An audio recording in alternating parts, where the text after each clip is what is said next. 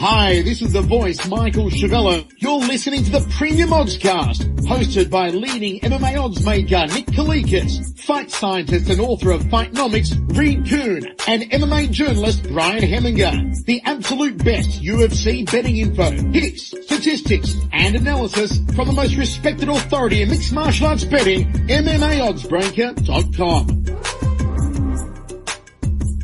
Welcome to the Premium Oddscast, presented by 5 Dimes Sportsbook and Countermove, your home for fantasy MMA.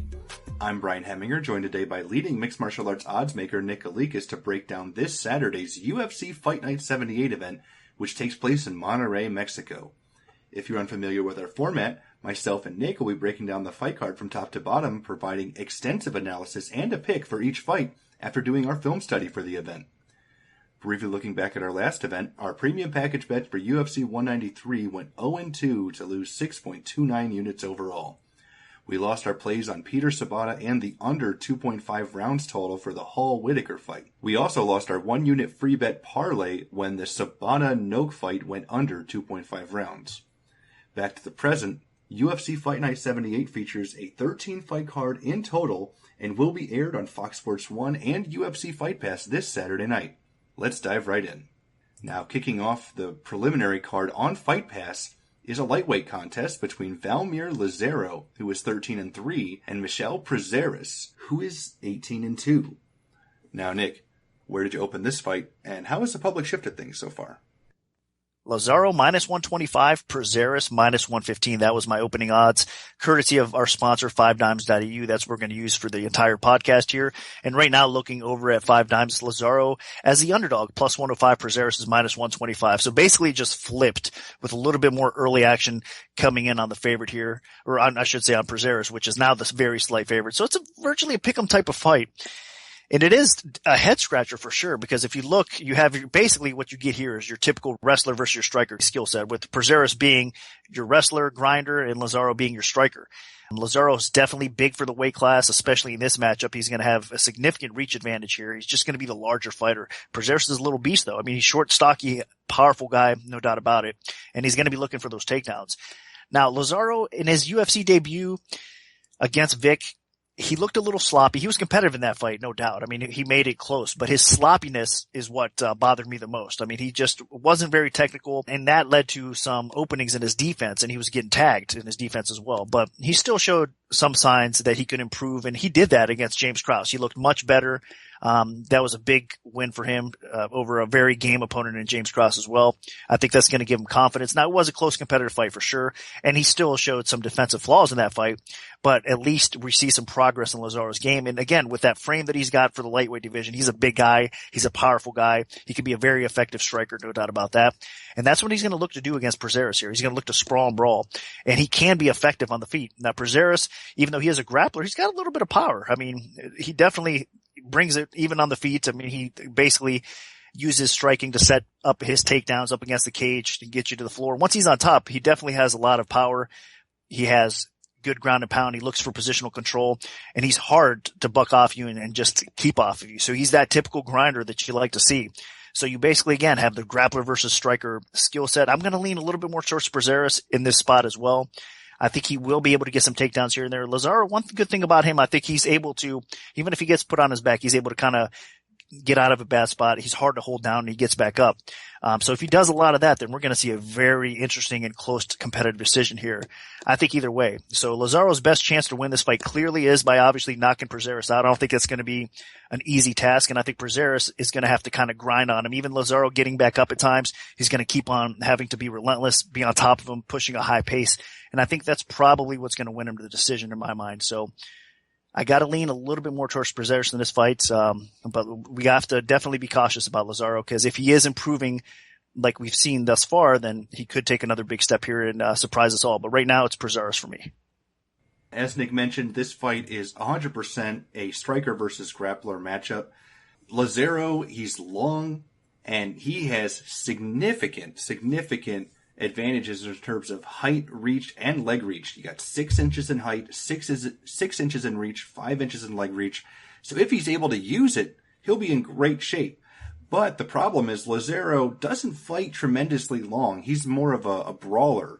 And I think that actually could play right into Prazeres' game. Lazaro really hasn't faced anybody that really tried very hard to take him down either. And I think against Prazeres, he's going to be in some serious trouble if Prazeres is able to get on top of him. Now, Lazaro does work his way back to the feet pretty well, but Prazeres, man, I've been very impressed with his ability to get fights to the ground and keep good opponents on their back.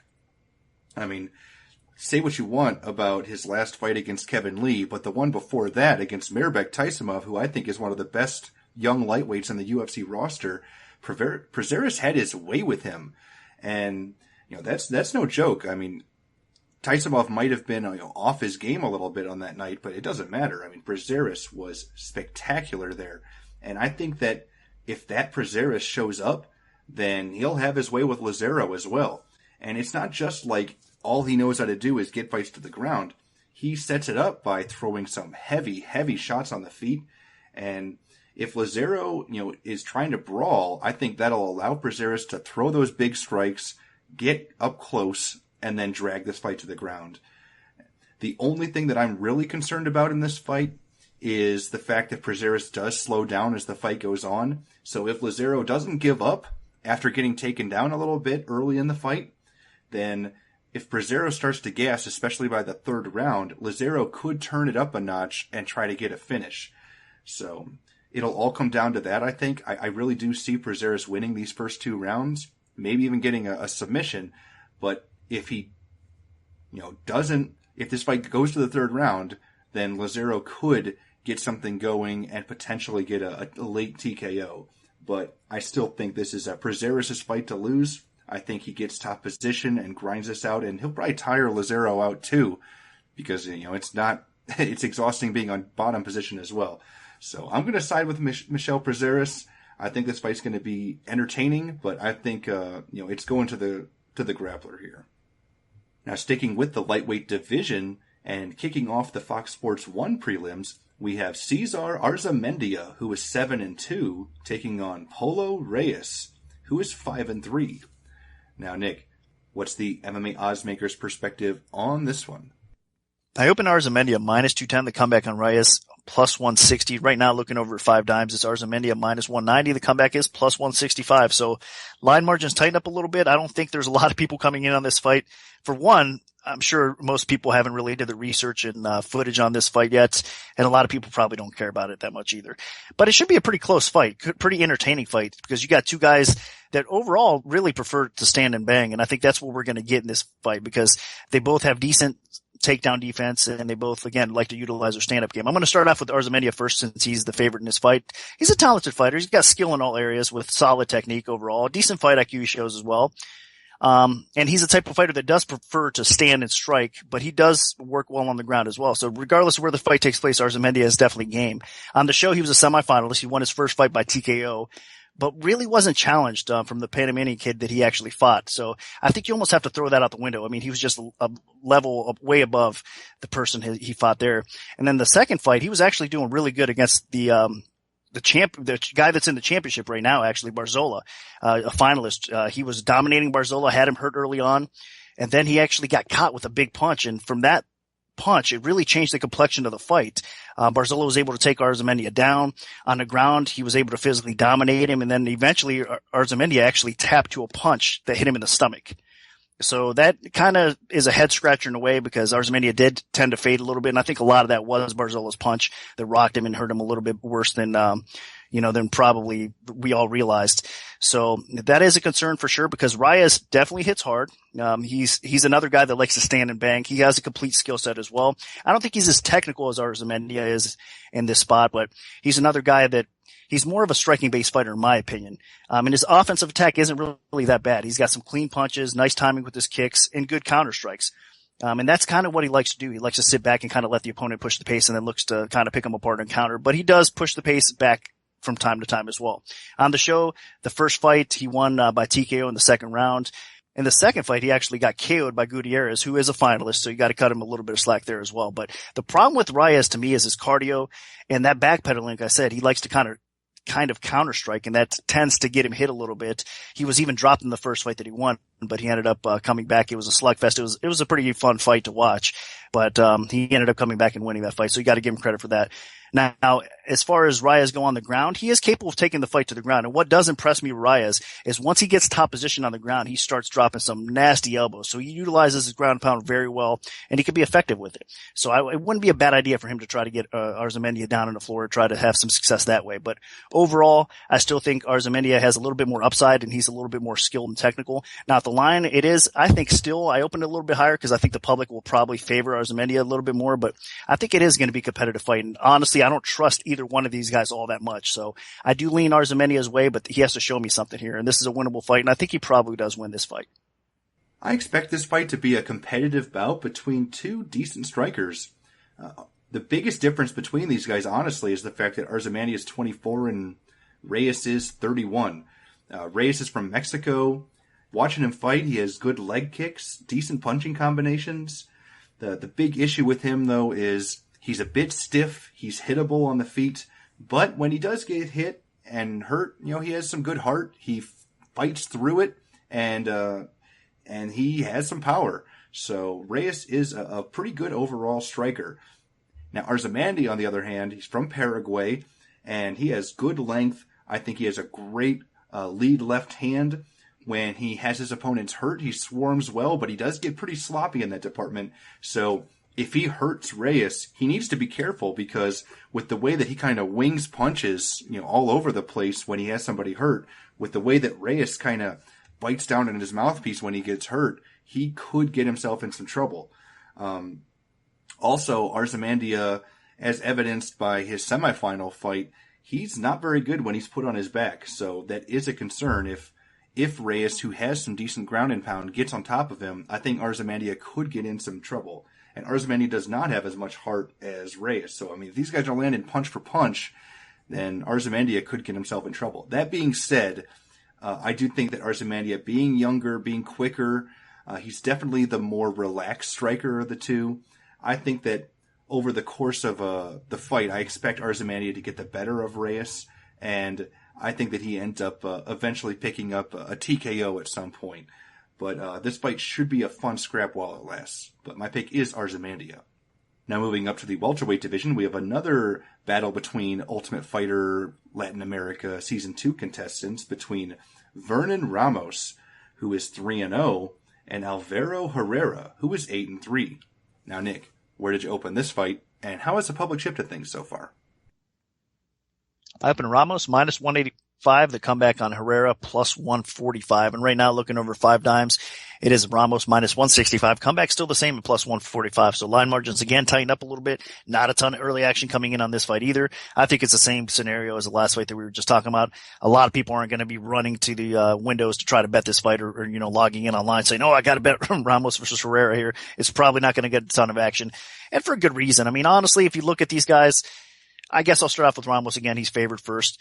He's not a bad fighter. He's aggressive. He's got one of these styles that's aggressively wild everywhere. On the feet, on the ground, he's got a complete game, but he's still a little raw, and he makes a lot of mistakes. But his aggression and the way he goes about things, it makes for kind of a fun, entertaining fight, in most cases, because he does the effectiveness, or, his aggressiveness does lead for him to get, tagged and even make some mistakes on the ground as well. But you can see glimpses of skill, no doubt about it. And he's going to be a tough matchup for Herrera here, because I think Ramos is one of those guys that kind of has no quit in him.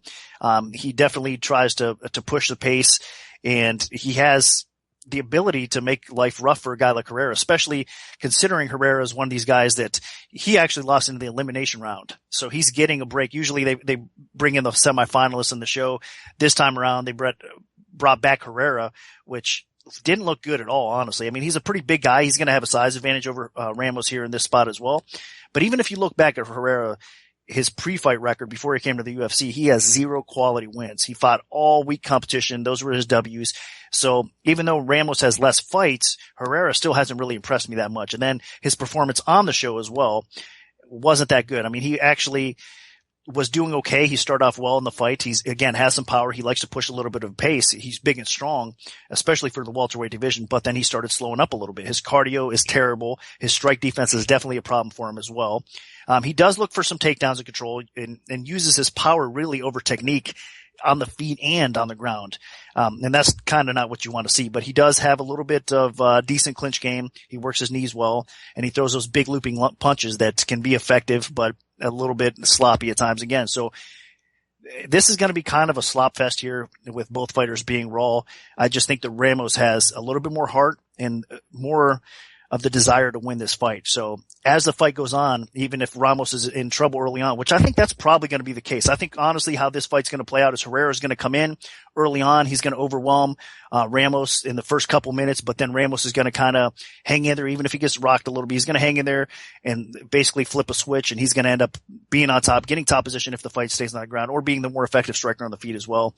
Ramos has a little bit of submission, sneaky submissions to go on the ground as well. Wouldn't be surprised if he ends this fight by sub, but in round 2, round 3, the longer this fight goes, it does favor Ramos, and I think Herrera is going to blow it. I mean, it's just, I'm not really that impressed. He does have the physical size to do well in this fight. I don't think he has the cardio, the skill to just continuously do good in all 3 rounds. So I think he's going to eventually find a spot where he wants out, and Ramos is probably going to give it to him. So I am going to lean Ramos in this fight. I do think he wins, and I do see a little bit more upside for Ramos as well.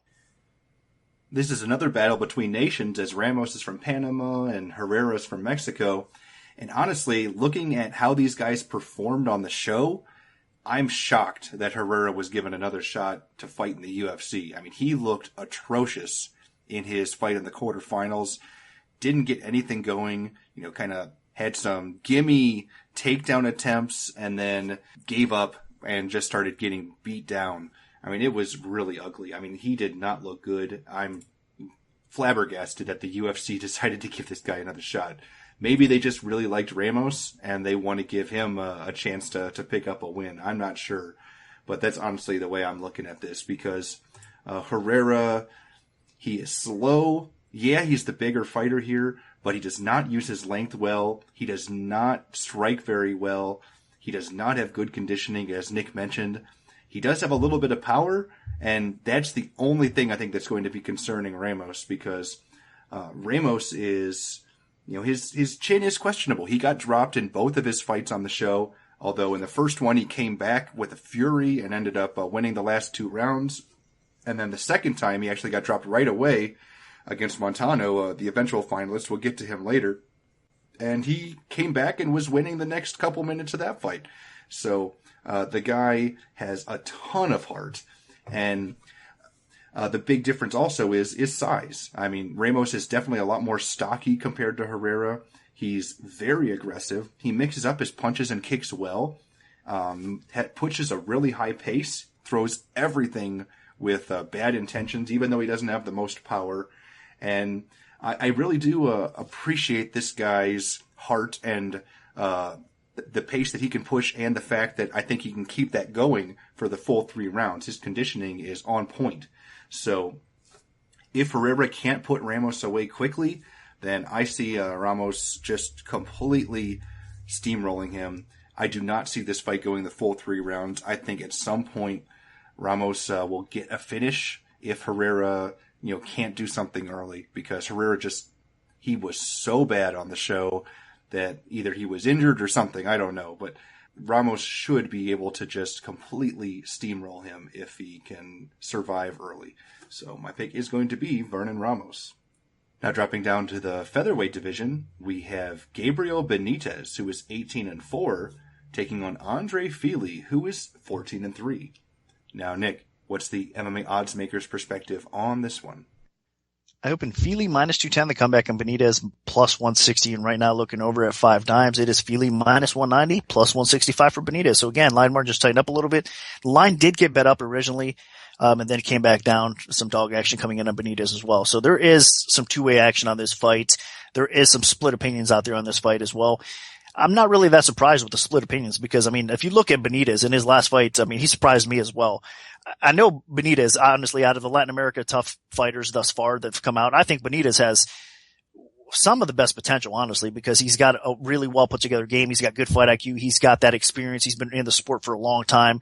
So he's not bad. I was honestly impressed with his skill set, but his step up, I think, I mean, his improvement from the show to that Clay Collard fight, I mean, in the stand-up game, which Benitez always had pretty good stand-up, but even on a different level overall, I think it's really impressive. And training at AKA, which Benitez is now doing, has really paid dividends for him. So I think we're going to see continued improvement for Benitez, and it's going to be a tough fight for Fili here. That's why you're seeing a competitive line. I mean, in most cases, Fili's one of these guys that has kind of the public support in most cases behind him, is obviously training with a good camp in Team Alpha Male. And I mean, so he's got a lot of good things going for him. And then his ability in the cage thus far has been pretty impressive as well. I know he had a tough defeat there to Max Holloway early on, but he was game in that fight until he started gassing a little bit. Holloway started taking control of that. He has a really good win over Rontas, and that fight was a back and forth battle as well, but his wrestling is improving constantly, and he showed that in that fight as well.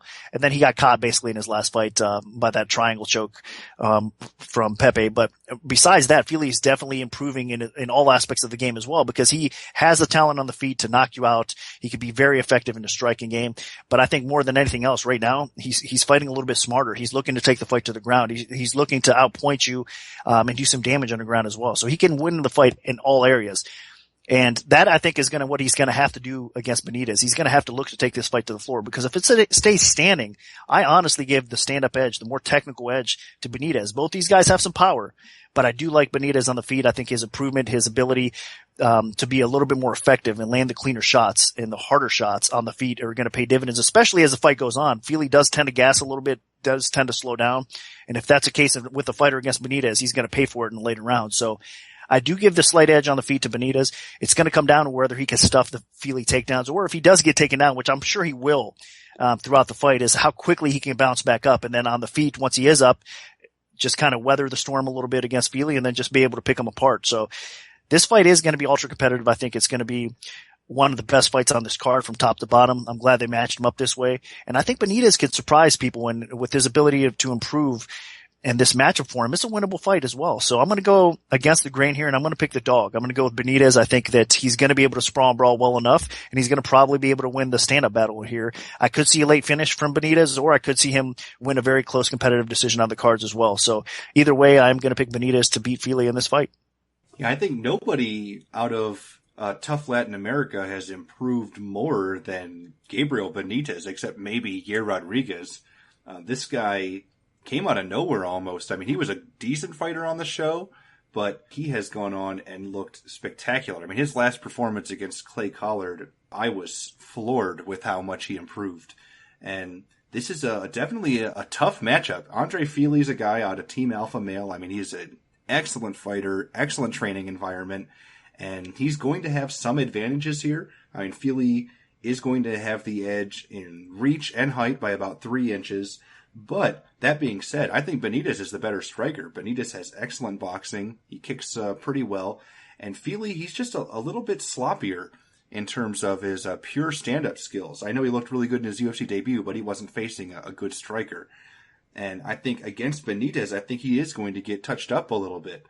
Now, where Fili will have the edge, as Nick mentioned, is the fact that he does push the pace in terms of getting the fight to the canvas. And Fili will have a wrestling edge here. It's just a matter of, will he be able to utilize that wrestling for all 3 rounds? Also, will he be able to keep Benitez down if he gets a takedown? And I don't know if he will. The other thing is, I'm not sure Fili will be able to keep a high pace for 3 straight rounds. His conditioning is a little bit suspect.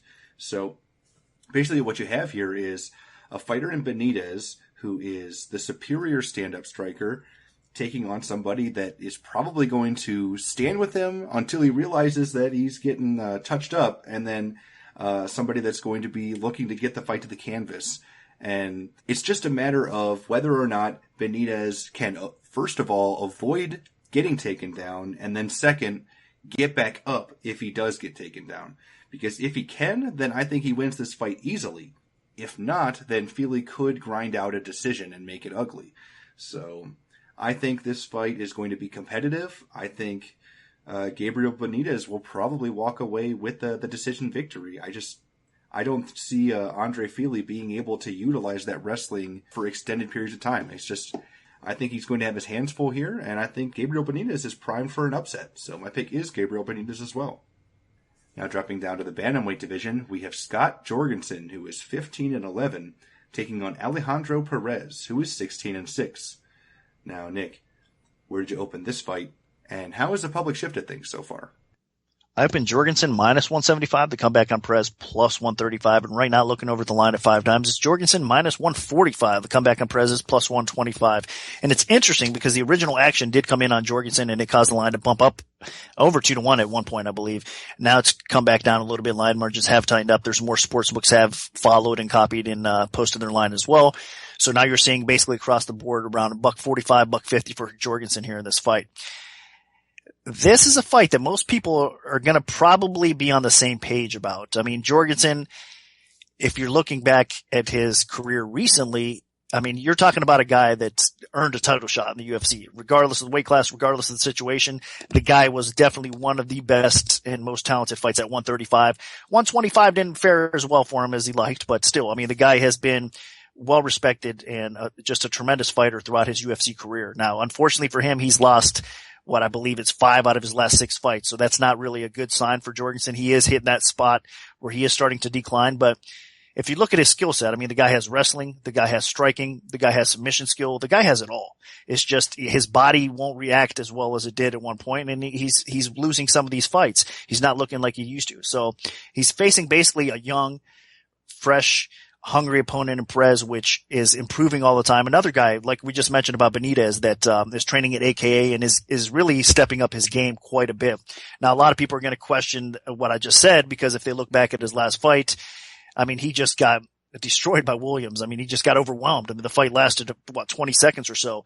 So I think you can basically throw that out the window. I mean, you got to credit Williams for getting the win that fast, but we can definitely expect better from Perez than that performance. So throw that one out the window and you can look at his improvement. I mean, and the Ultimate Fighter, the fight that he had at UFC 180 against Quinones, he showed a lot of improvement. I thought Quinones was going to beat him again, honestly, and he just showed that he is out of the two. He was making the better progress. He was pushing harder at training, and he was obviously doing all the right things because his ability on the feet were better, his takedown defense was better, his awareness on the ground. Everything about Perez's game is definitely improving. The problem with me here is in this fight, I think Perez can be a little bit more effective. He's got some speed and he's got some power on the feet, and Jorgensen's chin has definitely been shaky, but I still think Jorgensen is the better fighter in almost every area. So even despite his age and despite him looking bad, I still think Jorgensen is going to be the better wrestler. I still think on the feet it's going to be close. I do think that Perez is going to outstrike Jorgensen because I think, again, he has a little bit more speed, a little bit more power at this stage, and I trust his chin a little bit more as well. But I still think that's going to be competitive as well.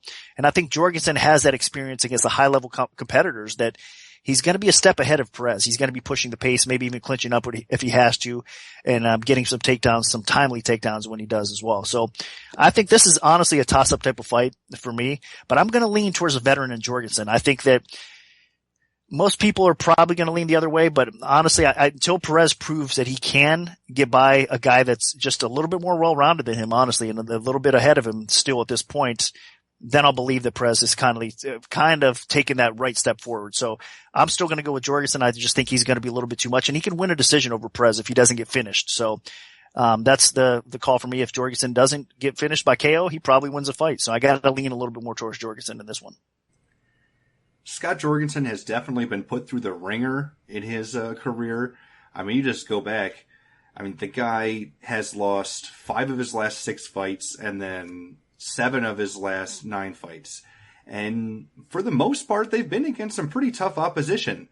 I mean, you go back, Hayden Barao, Eddie Wineland, Uriah Faber, Zach Mikowski, Jusir Formiga, and then Wilson Hayes. You know, they're all good fighters. And even the last one, Manny Gamburian. The problem is he really hasn't been able to beat any of the good fighters he's faced. He's just a guy that's been around the block. And the biggest issue with Jorgensen is, I think, his chin has really started to deteriorate. I mean, he's a guy that used to be known as a guy that could go out there and slug it out with the best of them. And he picked up some impressive wins back in the day. You know, he beat Mitsugaki, he beat Brad Pickett. You know, he earned that title shot against Dominic Cruz in the bantamweight division.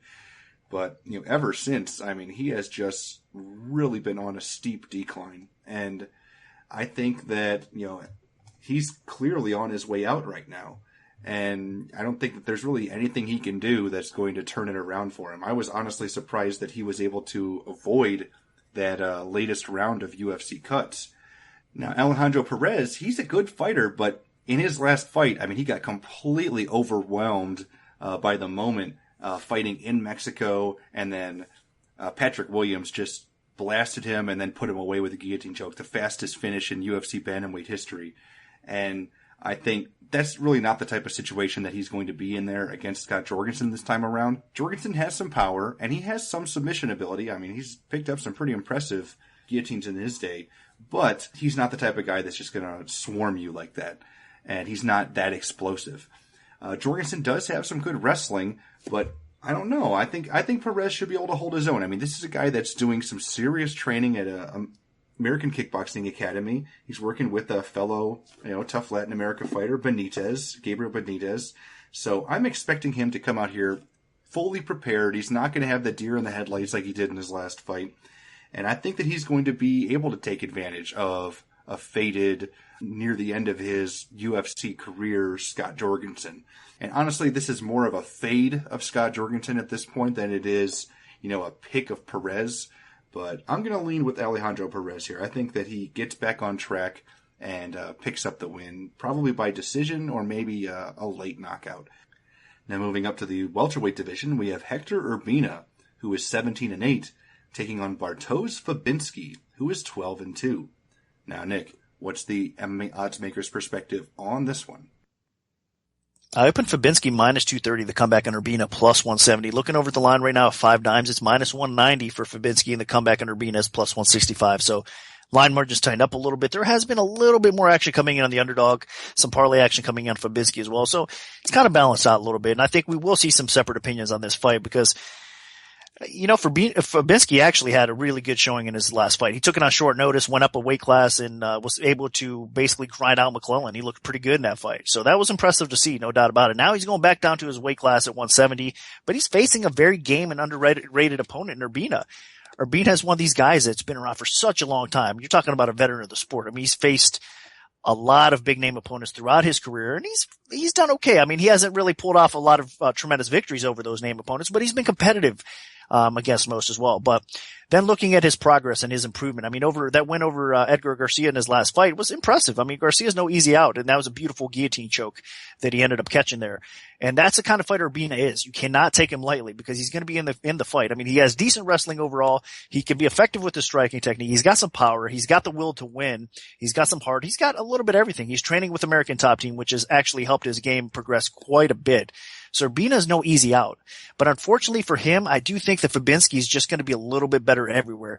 Even though Urbina has the experience, I think he's got more of the complete overall game. Like, he's more dangerous in all areas. I still think that he's not going to be quite dangerous enough to catch Fabinski in anything. And if he doesn't do that, Fabinski is going to probably grind him out. I think Fabinski can get the fight to the ground, drop some ground and pound, look for submissions, control most of the fight. Even on the feet, I think Fabinski is actually going to be effective enough to possibly even hurt Urbina. I mean, Urbina has been knocked out throughout his career. I believe he's been knocked out 5 times. I mean, his chin is probably a little bit better than that indicates, but still, I mean, there is definitely a problem against power and that chin. So I think Fabinski could possibly rock him, which will obviously help steal around, if not knock him out completely. And then again, he's more of the grinder style that he's going to push a high pace and he's going to give, really a problem everywhere for Urbina. So I do lean Fabinski. I think he is the better fighter, especially how they match up here as far as his game plan goes. He's going to be able to outgrind Urbina. But Urbina is going to be game, definitely. And I do have a lot of respect for fighters that improve, especially these savvy vets. Urbina, much respect, but I think he's just going to get beat here straight up by Fabinski. Fabinski and Urbina, they're both primarily grapplers, although Urbina is a bit scrappy on the feet. Urbina does have the better overall track record in terms of opposition that he's faced, but he really hasn't picked up a lot of quality wins throughout his career. Honestly, the best win that Hector Urbina's ever had was in his UFC debut against Edgar Garcia last year. So I think that he'll have his hands full here with Fabinski. Fabinski, based out of Poland, just a tenacious wrestler and top control guy. You saw that in his UFC debut on short notice, moving up a weight class, taking on Gareth McClellan, who ended up getting a win in his last fight. And Fabinski was just completely dominant. Got takedown after takedown, stayed on top of McClellan. He had no answer for it. And Fabinski ended up winning a very one-sided decision. Now, Hector Urbina, he's a guy, he's dangerous. And I expect that he's going to really push a high pace early and try to catch Fabinski in something or clip Fabinski on the feet, because Fabinski isn't a great striker. So maybe Urbina will have an opening there. But if Fabinski gets this fight to the ground, then I see him just obliterating Urbina. Because Fabinski, as an undersized middleweight, was able to completely physically dominate his opponent in his last fight. And this time he's dropping down to welterweight where he belongs. And he's actually going to be the bigger, stronger guy. He's going to have some reach in all areas and an inch in height. And I think he's going to be so much physically stronger. I think he's going to push Urbina around a little bit. And he's going to make him carry his weight the second he gets this fight to the ground or in the clinch. And I think he's just going to be exhausting for Urbina. It's going to be a really long fight for him. And if Fabinski does not pick up a TKO via ground and pound at some point, then he, at least in my opinion, is going to win a one-sided decision. Because, Urbina, as good and young as he is, I think that this is a very bad matchup for him. And unless he clips Fabinski coming in, then he's probably on his way to picking up that first UFC defeat. So my pick is going to be Bartosz Fabinski. Now moving on to the main event of the preliminary card, we have a bantamweight matchup between Eric Perez, who is 14-6, and Taylor Lapilus, who is 10-1. Now, Nick, where did you open this fight, and how has the public shifted things so far? I opened Perez minus 180, the comeback on Lapilus plus 140. And right now, looking over the line, it's actually moving on the Donbest screen as we speak. It just dropped to minus 115 for Perez. The comeback on Lapilus is minus 105 now. So much for hype. I mean, Eric Perez had so much going for him early on in his UFC career. Impressive wins, impressive performances. I mean, a lot of people thought Perez would be something special in the UFC and eventually make a title run. I mean, training at obviously a great camp, one of the best camps out there in Greg Jackson's. A lot of good things going for Perez. I mean, obviously he's going to be very popular in Mexico as well. He's even actually on the commentating team in the, Latin America world or whatever too for the UFC. He covers the sport well. So he's got some popularity. He's got some skill when it comes to actually fighting in the cage as well. And I mean, he is improving. In fact, I think Perez is actually such a well-rounded fighter. It's a shame that he's not a little bit better than he is and his inconsistency, especially recently. I mean, he's been out since 2014, his loss to Caraway, which, I mean, I think his fight IQ does have to come into play in that fight as well. He was doing okay and then got put on a bad spot. I mean, he could have kept the fight upright, in my opinion, a little bit more and had more success, but he went to the ground with Caraway. Caraway ended up getting his back and choking him out. That is not a smart thing, but Perez typically will have the better wrestling in most cases. Perez typically has the better striking, so he's got that complete game and he can be effective in every area, but he's just been a little bit of a letdown. So much, like I said, for that buzz, that hype, because now it's kind of switched over to Lapilus. I mean, the people are coming in betting him as well. A little bit surprising. I still thought that people would, have that hype or have that like for Perez's skill set and, with the time off. Oh, he's back. A lot of people are looking forward to it. Obviously, that's not the case at all. More people are looking forward to see how Lapilus performs because his win over Sasaki in his last fight was wow. I mean, the improvement level that you've seen from Lapilus, looking at his early fights in his early career. Now, of course, they weren't even under real MMA rules in some of those fights, or most of his fights throughout his career. So when he made his official UFC debut against Rocky Lee, that was when he had his first taste of real MMA action, real UFC action, even the competition level. Everything has really improved since he's been to the UFC, and he stepped it up. I mean, we've seen a good performance against Rocky Lee, somebody that was consistently trying to get the fight to the floor. He was able to sprawl and brawl, so his takedown defense is getting better. Lapilus has always had a pretty decent sub game, so he has that area kind of covered, and he's going to continue to improve as well. And then against Sasaki, it's a stand-up game that was really something else, a thing of beauty really to watch. He is a southpaw. He has long reach for being kind of a shorter fighter as well. So that's a little bit tricky to match up with at times as well. So if we see this fight playing out on the feet, I'm expecting a really competitive, fun fight, a war really. So if the fight hits the ground, I think it's going to be honestly Perez looking to take Lapilus down and control the fight because on the feet he might not like what he's getting a taste of. So I'm expecting really right now where the line is a pick 'em type of fight. is pretty accurate because I do think it'll go back and forth. I think that this is by far the toughest test in Lapalus' career. And at the same time, it's going to be a tough bounce back fight for Perez to come back and show, look, I'm back. You can throw me right back in the mix because he's facing a guy that's just improving.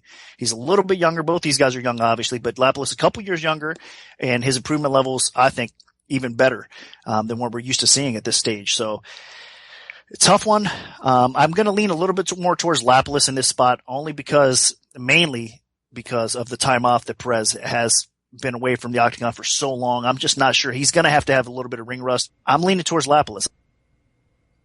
There has been no one in the UFC, I think, that has surprised me with their performance in the octagon compared to how they fought outside of it as much as Taylor Lapalus. I think this guy, I picked him to lose to a Chinese fighter in his UFC debut, and he has completely surprised me. I've been very, very impressed with how he's not just performed, but improved, because his first 2 UFC fights, he faced guys that wanted to take the fight to the ground in Rocky Lee and Oka Sasaki, and he was able to avoid those situations and then hurt his opponents on the feet. And that is very, very impressive because he was coming from a situation in France where they weren't even allowing much ground fighting or ground and pound. So he wasn't really in those type of situations. I thought that he'd get taken down, he'd eat some shots on the ground, he'd panic, and I thought that he'd give up an easy submission. And that just wasn't the case. This kid's really good, and he's getting better and better every time we see him. And Eric Perez, on the other hand, he's a guy that exploded onto the scene in the UFC bantamweight division, but then went right back down to earth in a bad way every time since he fought Takeya Mitsugaki and Brian Caraway. Those were 2 legit bantamweights, and he just was not quite on their level. So I think this time against Taylor Lapalus, this is a guy that's a good up-and-coming prospect. This is going to be a tough test for Perez. Yeah, Perez trains at a great gym, some of the best coaching in the world with Jackson Winklejohn.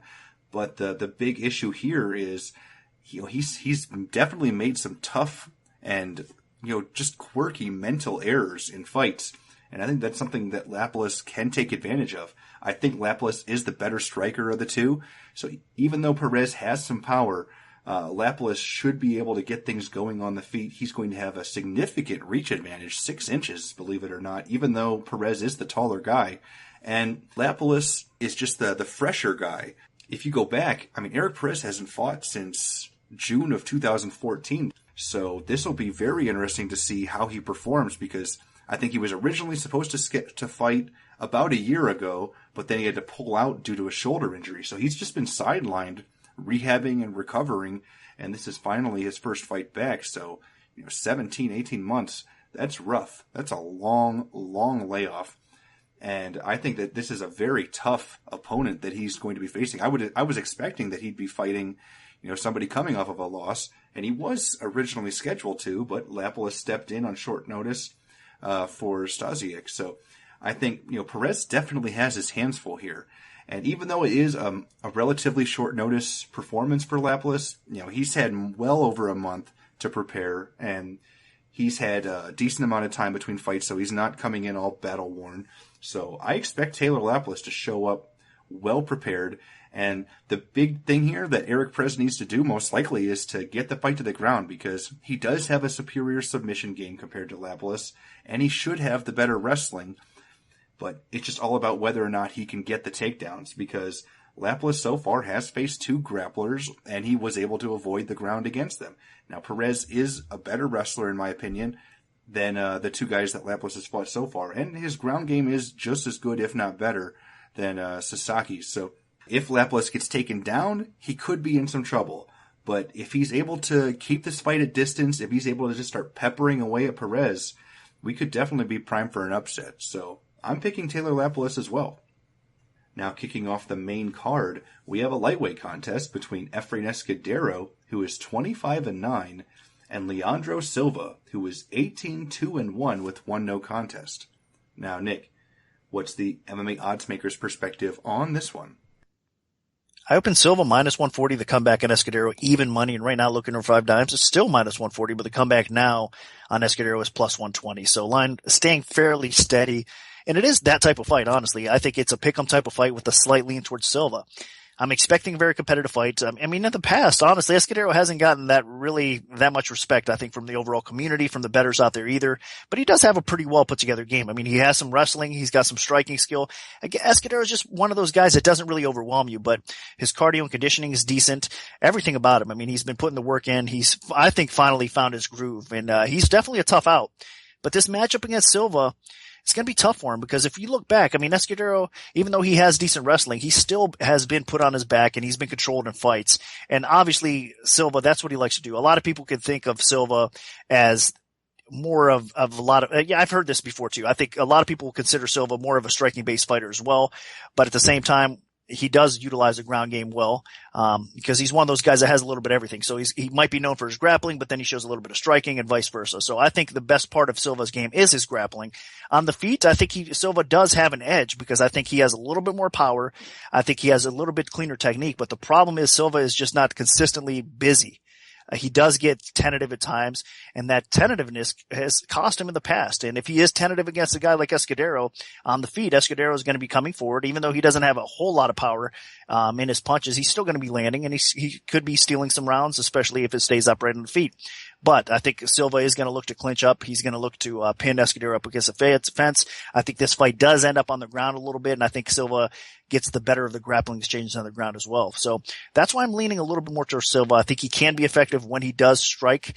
He could be a little bit more effective, and I think he can be a little bit more effective on the ground. And I think he will control the ground a little bit more than Escudero. So I expect this fight to go every which way, meaning that we'll see a back and forth action on the feet. I mean, we'll see Escudero winning at times. We'll see Silva taking back over. Same thing on the ground. I expect this to just be a complete MMA fight and a very competitive MMA fight.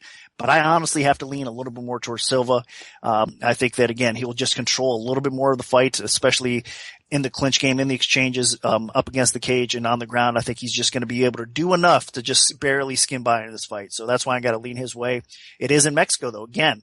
So the hometown crowd is definitely going to be on Escudero's side. That could sway the judges. But if this was honestly on a neutral kind of court type of thing, I think that Silva does win this fight more times than not. So I still have to go with him here, even though it is in Mexico. So my official pick is Leandro Silva to win.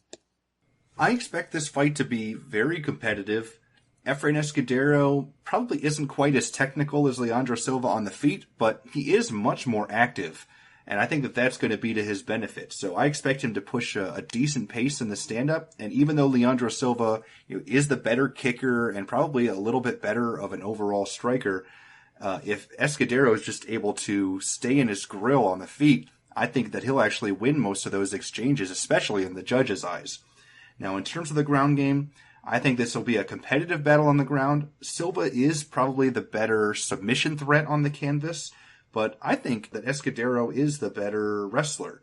And Escudero is dangerous. He can threaten with submissions well. And I mean, if you look at how these guys have performed recently, yeah, Silva's is unbeaten in his last 3 fights, but Escudero, these guys do have an opponent in common, and Leandro Silva was having a bit of trouble with Drew Dober. I mean, Drew Dober, I thought, won that first round against him. He was, doing well in the second, and then, Leandro Silva caught him in that submission, did not tap, and then the ref stopped it. I mean, that's why it's a no contest now. It ended up getting overturned. But when Efrain Escudero fought Drew Dober, just completely smoked him. Just immediate submission, took him out. So that's the one fighter they have in common, and I thought Escudero looked great against Dober. And I think that he can look great here. I expect Escudero to be aggressive, and as long as he's not super sloppy, then he should be in a good position. I mean, Escudero has been put in bad positions before. He's been out-grappled before by, really good Brazilian Jiu-Jitsu artists and decent wrestlers. So that is something you have to be concerned about, but I think Escudero is going to be really fired up, and I think that he'll take advantage of some of Leandro Silva's timidity at times. And I expect him to either win a decision or, maybe he can, get fired up enough that he could lock something in and force Silva to tap out. But more often than not, I see Escudero pulling off a decision victory. Now, sticking with the lightweight division, we have Horacio Gutierrez, who is 3-1, taking on Enrique Barzola, who is 11-2-1. Now, Nick, where did you open this fight, And how has the public shifted things so far? I opened Gutierrez minus 140, the comeback on Barzola, even money.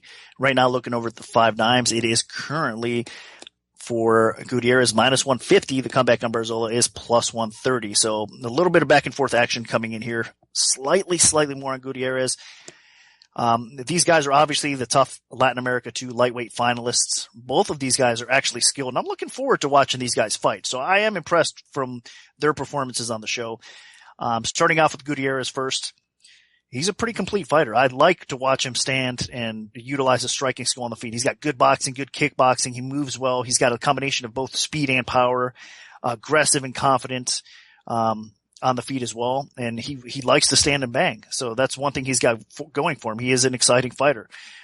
He shows some decent takedown defense and ground awareness as well. And if you do get him to the ground, he's one of these guys that he knows I better get back up off my back so I can win this fight. And he manages to scramble back up and out of harm's way and in a better position, which in most cases is the stand-up game for him because he does have an edge, especially over most of these guys on the show here. But the problem with Gutierrez is he definitely slows down as the fight goes, but he has heart to go 3 rounds. So I'm expecting him to go a little bit easier, or to go 3 rounds a little bit easier outside of the show now, because again, the Ultimate Fighter puts all sorts of different pressure on you. I've seen people struggle with cardio on the show and then after the show kind of fix that problem a little bit, if that makes sense, and have a little bit better cardio issues. So I'm expecting to see the best Gutierrez we've seen thus far on the show. His first one was very competitive. It was an impressive win because it was basically a complete performance in all aspects of the game. I mean, he had a hard-fought battle and came out on top. So, and then his second win, it was really an impressive display of striking. And Gutierrez was the one actually that won that fight by TKO stoppage as well. So he's been impressive. I mean, a guy that, again, brings it on the feet, a lot of power, a lot of effective striking, and he's hard to control on the ground. So for Barzola, that's not a good combination because Barzola is one of these other guys, another guy that likes to basically grapple. I mean, he has more experience than Gutierrez, especially, I mean, looking at their background before the Ultimate Fighter show, he's been fighting against better competition throughout his career. He's had more fights, so he has that experience going for him. And he's not a bad fighter. I mean, he's the type of guy, again, he was actually getting dominated in his second fight, and he came back and won with a lot of heart. I mean, he looked like he was about to go, and he came back and ended up actually finishing the fight by TKO stoppage as well, with that body punch that I was mentioning earlier. And his first one was actually a hard-fought battle as well. He showed a lot of heart. So that's the type of fighter Barzola is. He's one of these guys that on the feet, he's not bad. I mean, he's not going to overwhelm you. He basically would like to utilize the striking game, again, to bring the fight to the floor and kind of grind out his opponents a little bit. But he is a little bit shorter. He's not going to have the size in this fight. So he's one of your short, stocky, grappling-based fighters, basically. And Gutierrez is one of these longer, more effective strikers. So it's going to come down to will Barzola be able to get the fight to the ground and keep Gutierrez on the floor? I don't think he will be. I think Gutierrez is going to be able to sprawl and brawl well enough. Even if Barzola gets him down, I don't think Barzola is going to be able to hold him down. So on the feet, there is a big edge to Gutierrez, especially with the confidence that this guy has right now. He saw Barzola basically having problems with good strikers on the show, and Gutierrez is the best striker that Barzola's faced thus far. Striker versus grappler in this matchup, I'm actually going to side with the striker. I think Gutierrez is just going to be a little bit too much for Barzola. He's going to have the size, he's going to have the ability to finish this fight and outpoint Barzola along the way. So my official pick is Gutierrez to win. Barzola is pretty well-rounded, and Gutierrez is more of a striker, but I'm still favoring Gutierrez, and here's why. Barzola on the show, he showcased, some diverse striking attacks. He has some good straight left kicks, or good straight left hand, and some good kicks. He mixes up his targets well, not just to the head, to the body. And the big issue with him, though, is his striking defense is not very good. And even though he does utilize takedowns, he doesn't do much with them. So I would expect that even if he takes Gutierrez down, if Gutierrez doesn't get up quickly, I can see them getting stood up. Now, looking at Gutierrez, he is very solid footwork overall, stalks his opponents really well. He pushes a high pace, but he can be pressured by grapplers. In his first fight on the show, he actually, got pushed into the fence quite a bit, and that was an issue for him. That guy was pursuing the takedown a lot, and that did take him out of his game a little bit. The other issue with Gutierrez is he doesn't use head movement very well, and his striking defense isn't the greatest, but I don't know how much stock we got to put into that because he actually did suffer an ankle injury before his appearance on the show. Or actually on the show. So maybe he wasn't able to move as well as he would have liked. And that being said, once his ankle seemed to heal a little bit, he threw a lot more kicks in the second fight and looked really, really good in picking up that victory. So I think that he's a guy that definitely is a really solid overall boxer. And I will say, even though his experience in professional fights is much less than Barzola, I think that he's going to have some big physical advantages here. And even though Barzola trains at ATT, Gutierrez trains in Chicago too. He trains in the United States. So I expect him to be well prepared.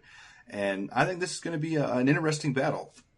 And it'll come down to whether or not Barzola can get the takedowns, because I think Gutierrez should be able to outmuscle him. Gutierrez is going to have a pretty big size, height, and reach advantage over Barzola. And honestly, I can see eventually Barzola not just fighting at featherweight, but fighting at bantamweight. And this is the lightweight tournament final. Honestly, on the show, in Barzola's quarterfinal matchup, he ended up facing a guy in Jonathan Ortega that has a similar style to Gutierrez, except Ortega was a little bit smaller and slower, and Ortega was landing at will on Barzola. And that fight ended up actually having to go to the third round because the judges couldn't make up their mind after the first two. So I think Barzola's going to have his hands full here, and I think Gutierrez, with his power, with his striking accuracy and his technique, I think that he outlands Barzola and could either put him away or at least win the first two rounds and take a decision. So my pick is going to be Gutierrez.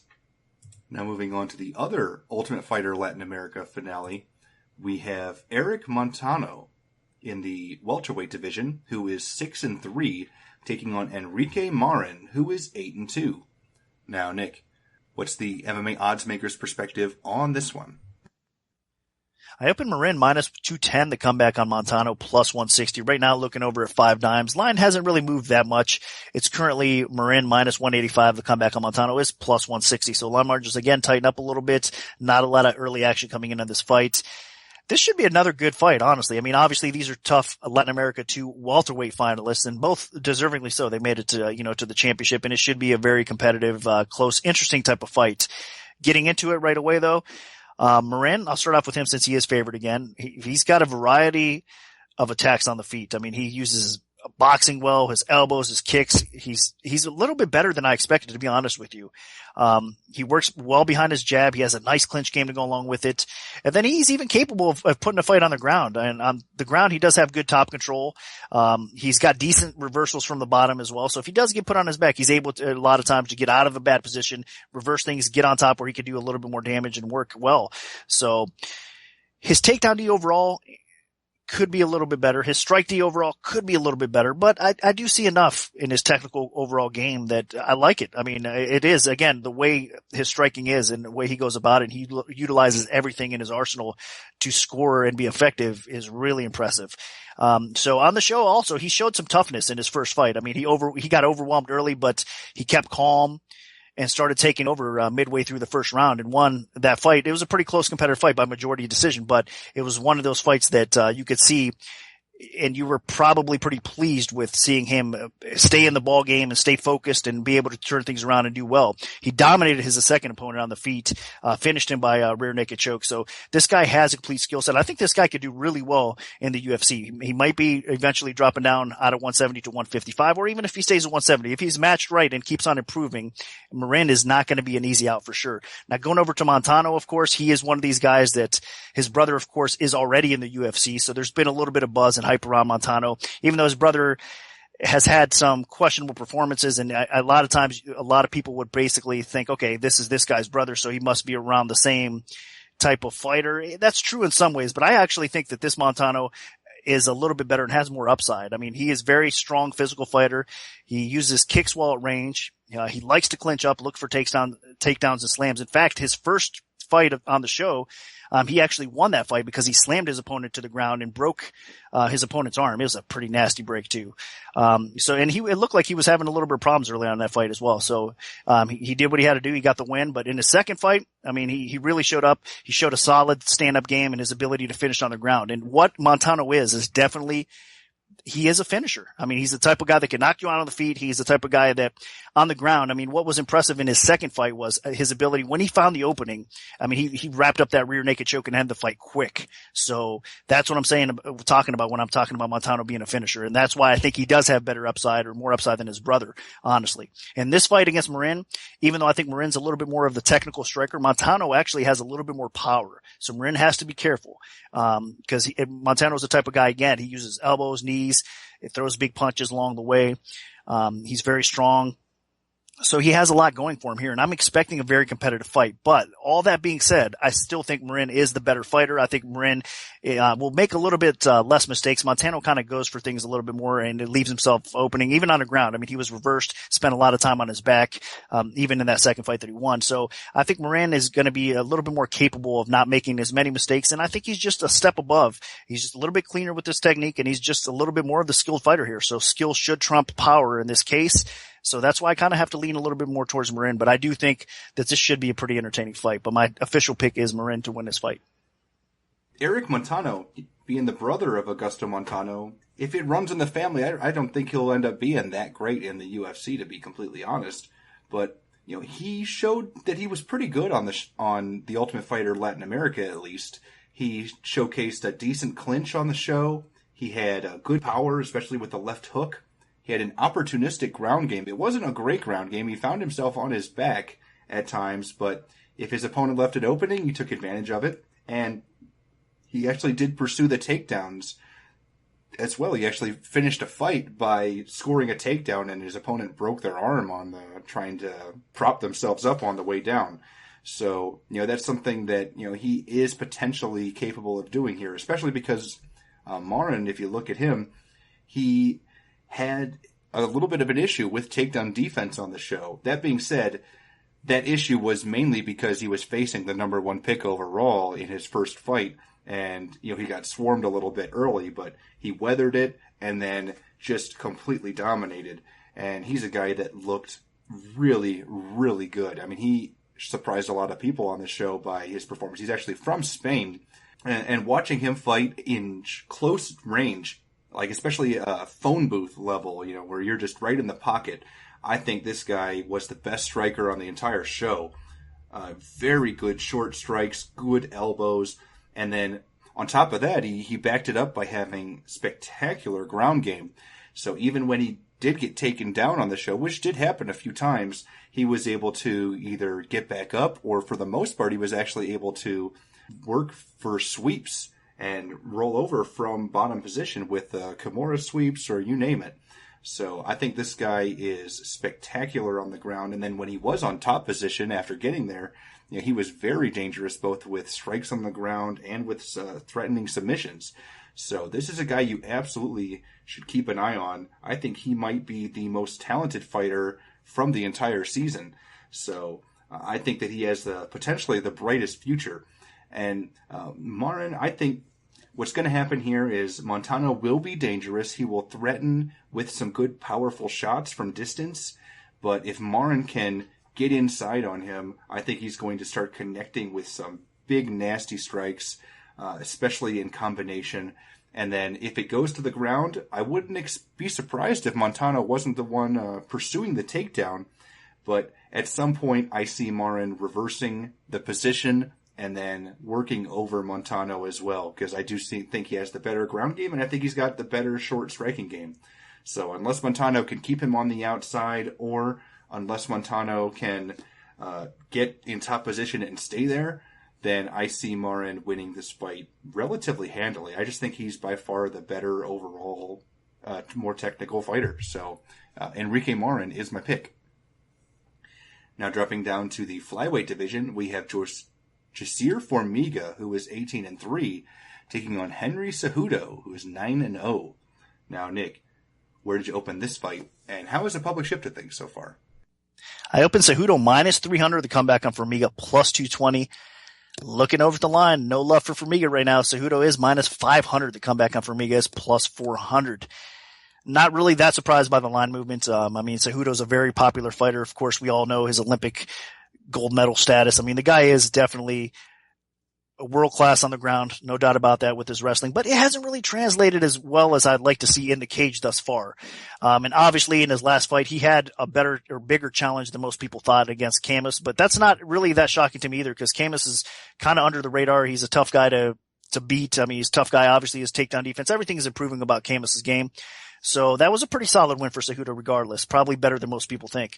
So Cejudo's been doing a lot of good things, but basically a lot of people expect him to dominate most fights because of his wrestling. He hasn't really been doing that as much. In my opinion, his boxing is improving and his stand-up game is really at a level more than I expected at this point. So Cejudo is definitely putting in the right kind of training. He's really improving his overall aspects of MMA, which he needs to be able to compete at the highest level in the sport. And that includes a fight here with Formiga. We all know what Formiga is made of. Formiga is one of the best grapplers in the weight class at 125. If he gets your back, it's very tough to get that guy off you, to shake him off you and not get finished either. He has a tremendous rear naked choke. He's just a great grappler from top to bottom. Everything about his grappling game is good. And Formiga is another one of these guys that's actually improving. He's getting a little bit more confidence on the feet. He's getting a little bit more power on the feet, as his career progresses. So he deserves to be in this kind of title contender spot, I think, right now because of his improvement level. So this isn't going to be an easy fight for Cejudo because even though I think Cejudo could do enough, obviously, I don't think Formiga is going to be able to take Cejudo down and control him on the ground. I think what we're going to see here is Cejudo sprawl and brawl and basically outpoint Formiga, even possibly knock him out because Formiga has had some flaws in the past. His chin is a little bit suspect. And Cejudo does have a little bit more power than I think most expect. And if it does stay standing, Cejudo's going to pick Formiga apart and he could finish him late. But he's got to be cautious because Formiga is getting a little bit, like I said, more confidence and a little bit more power in the striking as well. But honestly, it should be Cejudo's fight to win or lose. He should be able to outpoint Formiga, and if he keeps him off his back, he should kind of cruise in this fight overall. So it should be the side. I am going to lean with Cejudo. Just be careful out there as far as line goes, because a minus 500 in this spot against a capable grappler like Formiga, all it takes is one mistake and Formiga can win this fight. So I am picking Cejudo. He should win more times than not. And I hope at least it's a somewhat competitive fight, but it really should be a clear, unanimous decision type of fight for Cejudo. This fight is being billed as a number one contenders type of matchup, and I'm sure that the UFC wants Henry Cejudo to get that shot. Right now he's 9-0, and Formiga, yeah, he's on a nice winning streak as well, but his big issue, of course, is the fact that he lost to three guys that Demetrius Johnson has already beat convincingly. With Cejudo, this is a guy who won an Olympic gold medal in wrestling, and he is just a tremendous athlete. Cejudo's biggest enemy so far has kind of been himself. It's been that ability to really make the 125-pound weight limit. It's not easy for him. Even though he's not a huge guy, he's actually going to be giving up an inch to Formiga in height, 3 inches in reach. And for some reason, Cejudo just has a nightmare making that 125-pound weight class. It's just been a really rough weight cut for him. So I think what's going to happen here is if Cejudo is drained by the weight cut, if he's not able to go 100%, then I think Formiga has a shot. But if Cejudo is coming out here 100%, if he has a good weight cut, then it's his fight to lose.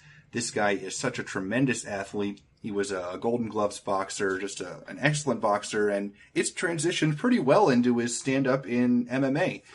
He's actually won most of his fights, especially recently, with the stand-up. He hasn't been picking up a lot of knockouts on the feet or anything, but he's outworking guys on the feet. Not just with boxing, but he mixes in kicks as well. He throws everything pretty hard. And I think Formiga, if he decides to stand and bang with Cejudo, I think he could get himself in some serious trouble. Even though Formiga has shown improvement on the feet, he trains out of Nova União in Brazil, so he's working with some great guys. He's just not quite on that level. Yeah, Formiga dropped Wilson Hayes, but Wilson Hayes doesn't have a very good chin. And Henry Cejudo ate some pretty big shots from Chico Camus in his last fight and was perfectly fine. So I don't think Formiga can do anything to Cejudo on the feet. Where Formiga can threaten him the most is definitely on the ground. Even though Cejudo is an Olympic-level wrestler on the canvas, Formiga is an elite ground fighter. So if Formiga can somehow get this fight to the ground, or if Cejudo, shoots in for a takedown just out of instinct, Formiga does have that ability to latch onto your back and then start threatening with chokes. So that is something that Cejudo will have to be careful for. I think if he really wants to win this fight convincingly, what he needs to do is just keep his distance and then just start working over Formiga with strikes, and then just keep using the footwork and circling around. So we'll see what happens. But I think overall, this is definitely a fight that is a good matchup for Henry Cejudo. And I think Formiga, while he does have a couple paths to victory, I think that they're few and far between. And I expect Cejudo to probably win by decision and potentially win by knockout if he's able to connect solidly like Joseph Benavidez and John Dodson were able to. So my pick is Henry Cejudo. Now moving up to the featherweight division, we have Ricardo Lamas, who is 15-4, taking on Diego Sanchez, who is 27-7. Now, Nick, what's the MMA odds maker's perspective on this one? I opened Lamas minus 600, the comeback on Sanchez plus 400. Right now, looking over 5 times, it's Lamas minus 600, the comeback on Sanchez plus 450. So 50 cents better on Sanchez. Two-way action coming in, but a little bit more so with the parlay action on Lamas. That's why it's keeping the line a little high. I do think the line is a little high, that being said. I mean, skill set for skill set, this is what you're getting in this fight. First of all, Sanchez is dropping down to 145 for the first time. So that's an interesting aspect of this game. The other factor for Sanchez is he's been out since June of 2014 as well. So he's been out quite some time. But of course, we all know Sanchez is a gym rat. I mean, he's going to be prepared. He's going to try to do things the right way. So I'm expecting the professionalism in Sanchez as far as his camp, everything goes. He should be making 145, but the weigh-ins are definitely going to be key in this fight here, I think, to see how well Sanchez does make the drop and how he looks. But overall, Lamas is the better fighter. I mean, Lamas is definitely more technical on the skill. He's got a little bit more pure knockout power.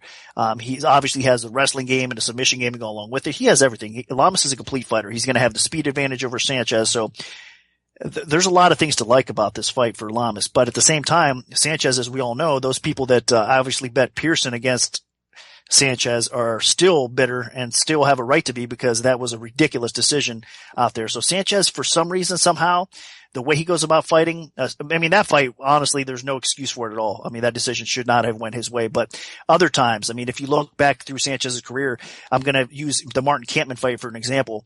That's another fight he shouldn't have won, but he pushed a high enough pace, and he took a beating early on, and he pushed a high enough pace that he made a few of those judges kind of sway towards him. I mean, because he's got that warrior spirit in him, and he does bring a fight. I mean, he's capable of getting the fight to the ground in occasions, depending on the matchup, and he's capable of pushing forward and pushing a high pace, even though he's not the most technical striker. He's got a little bit of power on the feet, but he's not going to overwhelm you with his punching power either. He's just relentless in his attack.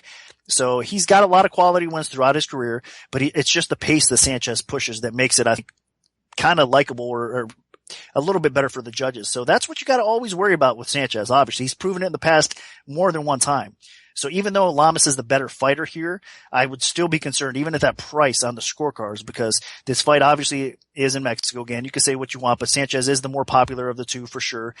He's going to have some advantages in this fight. Obviously, he is dropping down to 145. He's going to be the bigger fighter. He is a southpaw going into this. And then again, that pace he pushes. Lamas, even though he has more technical skill, he's got several advantages in this fight. He should be the rightful favorite in this spot as well. But Lamas does also have some concerns, and one of them is his chin. Now, again, Sanchez doesn't have crazy amount of knockout power, but Lamas's chin is definitely a concern in most cases. I mean, that's one reason that kind of keeps me away from betting Lamas at times. It's because I just don't trust it. I mean, he's been knocked out 3 times in his career, and I just think that he's been wobbled and staggered beyond that as well. But then, I mean, he has those situations where he's performed relatively well, even against Jose Aldo, of all people. I mean, he managed to go 5 rounds with Aldo and not get knocked out. So it's a bit of a head scratcher for me, no doubt about it. But still, that is a concern. So for me, it's Lamas's fight to win or lose. He should be able to technically outpoint Sanchez. He should be a little bit better everywhere, honestly. But the relentless pace of Sanchez makes me a little bit concerned. And then, of course, that chin factor for Lamas as well. So I am picking Lamas. He is the rightful favorite. He is the better fighter. We know what he's capable of 145. I mean, he's a top tier title contender type of guy, no doubt about that. And Sanchez, we just don't know what we're going to get from him, especially with the time off and everything. So all signs are definitely pointing toward Lamas winning this fight. At the price, be cautious out there though, because I think it's a little bit high, and we'll probably see this line drop at maybe on fight day or right before post or something. I guarantee you we see some action coming in on Sanchez at that price. So if you're looking to bet Lamas, I would wait and see if the line drops a little bit, because I am expecting it to. On paper, this fight is pretty one-sided. I mean, Ricardo Lamas is at the height of the UFC featherweight division. He's beat pretty much the who's who of all the best guys in the division, other than the very tip top. He lost to Chad Mendes. He lost to Jose Aldo. He beat everybody else that was good. Diego Sanchez, on the other hand, he definitely is in a decline. I mean, at one point he was explosive. He was real dangerous. He was a title contender at lightweight, but that was a long, long time ago. And even then, when he was a title contender, he still lost.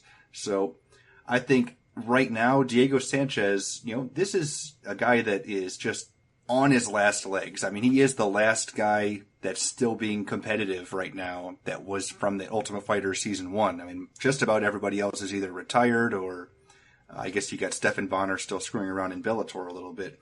But for the most part, I mean, those guys are done. And I think this is going to be a tough matchup for him. Technically, Ricardo Lamas is better everywhere. Lamas has better kicks. He has better pure boxing. He has better wrestling. And he's got better submissions. And he's got better ground and pound. He's better in the clinch. But that being said, Diego Sanchez doesn't care about anybody being technically better than him. For the most part, he just goes out there. He's a blood and guts type of guy where he will just push a high pace. He will fight through your punches, eat shots to try to land them, and he will throw at a high pace, and he will go for all 3 rounds. And for the most part, even if he loses the first 2 rounds, he's still going real hard in that third, and he actually wins the third round a lot of times, even in fights that he ends up losing. And that actually sometimes helps him end up stealing some decisions. So, this is a guy that just bites down on his mouthpiece and goes for it. So even he makes up for his technical deficiencies by just being super scrappy. Like, he is the ultimate. When you think of scrappy, you think of Diego Sanchez, because he doesn't have a lot of punching power. He's not very technical in terms of his striking ability. He's not a big submission threat on the ground, but he just keeps going and going and going like that Energizer Bunny. And he's got a tremendous chin. I mean, this guy can take punishment like no one else. So I think, Lamas is going to have his hands full. He's going to have to continue hurting Diego Sanchez and just putting him in bad positions, or there's going to be that threat that Sanchez could walk away with a decision. Like, it's just something you always have to kind of keep in the back of your mind. The guy has won so many controversial decisions throughout his career. It's not quite to Leonard Garcia levels, but I mean, it's right up there. So, Diego Sanchez just knows how to pick up wins. And it's a lot of it is because of just a high activity rate. So, Lamas, that's been a bit of a criticism of him at times, is the fact that, he isn't the most active. So there is a small possibility here that even though Lamas is literally better everywhere, that Diego Sanchez could pull out a decision. So the biggest question mark, honestly, for Sanchez is the fact that he's been out just as long as Eric Perez, since about June of 2014, since that controversial win over Ross Pearson. So he's was dealing with, I believe, a broken collarbone. So that's something that, he's had to overcome. He's going to be coming in here and making his featherweight debut after not fighting for nearly 18 months. And I think that's going to be a little bit too tough to overcome. So I'm siding with Ricardo Lamas, but you just got to exercise caution here. Now moving on to the main event of the evening in the welterweight division, we have Kelvin Gastelum, who is 12-1, taking on Neil Magny, who is 16-5. Now, Nick, where'd you open this fight, and how has the public shifted things so far? I opened Gastelum minus 290 to come back on Magny plus 210. And right now, looking over 5 dimes, it is currently minus 300 plus 250. So there has been some back and forth movement on this fight for sure. Lots of two-way opinion, believe it or not, on this fight as well. And it's caused the line to bounce a little bit everywhere. And I'm sure we'll continue to see that happen as we go, because both these guys, deservingly so, have fans and betting support behind them. And they always seem to have that support. And it's because of what they've been able to accomplish thus far in their careers, especially Magny, man. I'll tell you what, he's stepping in this fight, taking it on short notice, as well. But Magny's the type of guy that the short notice won't have a big impact on him because he's always in shape, always training. Obviously, we know how often he's been fighting the last couple of years, and he's went on an incredible win streak. Impressive performance, even in his last fight against even Eric Silva, which is a very dangerous fighter. And then, of course, he suffered that loss to Maia before that. But before that, he went on an incredible streak. So the guy keeps on improving. He has length over most people in the division. And he knows how to use that reach. He knows how to use his footwork. He's fun to watch strike on the feet. His wrestling is getting to the point where he usually out-wrestles his opponents. If he does get taken down, he's hard to keep down. He maneuvers well. His sub-defense, even against Damon Maia, I mean, I'm saying this and he got finished by Maia, but you could tell that his sub-defense even improved because maybe a couple years ago, Magny would have been subbed a lot faster in that spot. And Maia's definitely a tricky guy to be able to, keep off you for that long. So credit to him even despite the loss. And I think his improvement is definitely showing. But this is another tough spot for him because it just like I'm talking about Magny. I mean, Gastelum has been improving. I mean, he has more fights right now in the UFC. He won the Ultimate Fighter in a bit of an upset back then against Uriah Hall. Now it makes a lot more sense if you think about everything that they've accomplished since then. But Gastelum is one of these typical powerful wrestlers. No doubt about that. That's what his strength is. So on the feet, even though Magny might have a little bit more technical skill, Gastelum is more than capable of finishing fights. He's got a ton of knockout power on the feet. Obviously he can ragdoll people, get it to the ground when he needs to. Again, even though Magny's pretty smooth on the ground, I think Gastelum is actually more of the submission threat here as well. So you're looking at a complete fighter that's getting better. I mean, the problems that Gastelum has had is obviously his cardio at times can be a little bit questionable and sketchy, so it's hard to trust him there.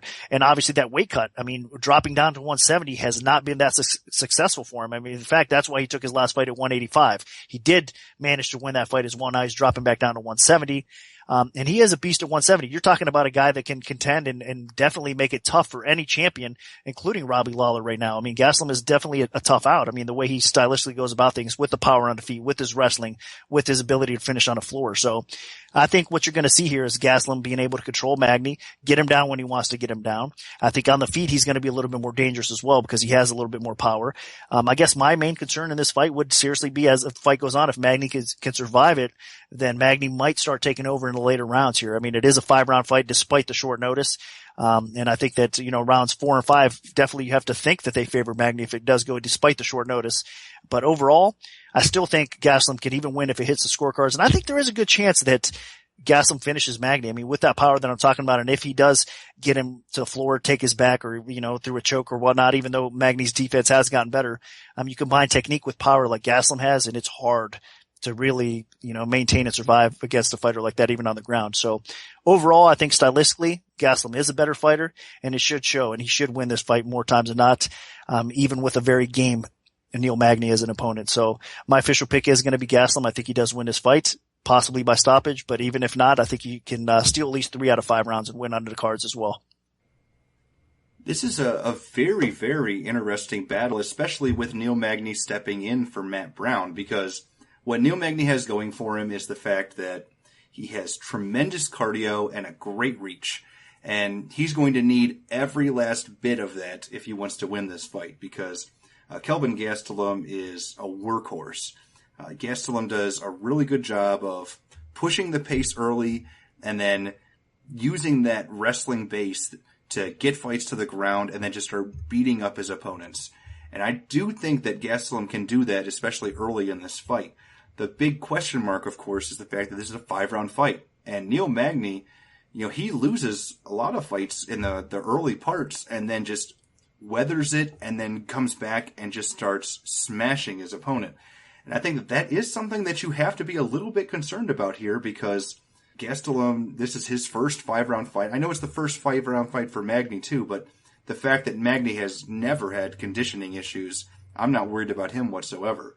But with Gastelum dropping back down to the welterweight division, where he has had historically a tremendous amount of trouble making the 170-pound weight limit, and the fact that he has not always been the most conditioned fighter, it's a little scary. So that being said, I do see Kelvin Gastelum getting takedowns early and often. Neil Magny is a decent wrestler, and when he's in top position is good, but does give up takedowns to solid grapplers. And you saw that with guys like Sergio Moraes and Damian Maia, and I definitely think Kelvin Gastelum can join that club. I don't know if Kelvin Gastelum can get the finish. Magny does not have a great chin. He doesn't have the best submission defense, so there will definitely be the threat of a finish here from Gastelum. And to top all that off, I do think that Magny could get tired out if he's stuck on his back for extended periods of time. Those long limbs are at a big disadvantage when you're on your back. So we'll see what happens here. But the other thing to keep an eye on is if Gastelum has a tough weight cut, then Neil Magny could absolutely take this fight over as it gets into the later rounds. Even though Magny's stepping up on relatively short notice, about a month for Matt Brown, this is still a 5-round fight. So even though Magny has now fought, this is his third fight in about, 2 or a little over 2 months, I still expect him to come in here and be the fresher guy. So Gastelum is going to have his hands full. And the best chance for Gastelum to win this fight is to probably pick up a finish in the first round or two. Because I do expect Neil Magny could come on strong late. But that being said, I do think that Gastelum's wrestling and pressure should be enough, but it is scary. So I really don't know if you should be betting Kelvin Gastelum, but I am going to pick him just because, he is, at least in my opinion, the better overall fighter than Neil Magny, but the conditioning is something that you have to absolutely keep an eye on. So that'll do it for our full event breakdown for UFC Fight Night 78. Part 2 of the Premium Oddscast featuring our premium bets will be out this Friday following the weigh-ins. So stay tuned for that if you're an MMA Oddsbreaker Premium member. Also, if you'd like to become a Premium member, just go to MMAOddsbreaker.com and you can sign up in the top right corner of our homepage for either Nick's or Mike James's premium bets. If we have a free play to give out, make sure to follow at MMAOB Premium on Twitter because that's where we'll post them first. We can also notify you of our free bets via email alert if you prefer that method. Just send an email to picks@MMAOddsbreaker.com and we'll add you to our free bet mailing list. Special thanks to our sponsors, 5 Dimes Sportsbook and Countermove. Good luck, everyone, and hopefully the betting gods are on your side this weekend.